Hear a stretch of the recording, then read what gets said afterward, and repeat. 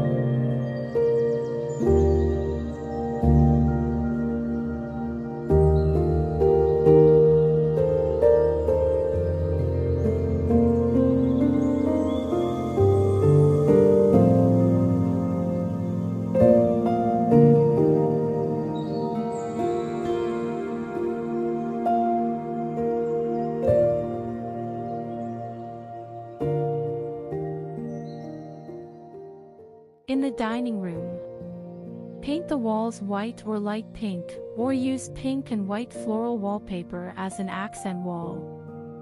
Choose a white, distressed dining table with antique-style chairs, upholstering them in a light pink fabric. Hang a chandelier with crystal accents and white or pink lampshades to create a feminine focal point. Decorate the table with delicate white or pink table linens, vintage china, and floral pattern tableware. Hang mirrored or vintage frames with pink accents on the walls and add small pink or white decorative items like candle holders or vases.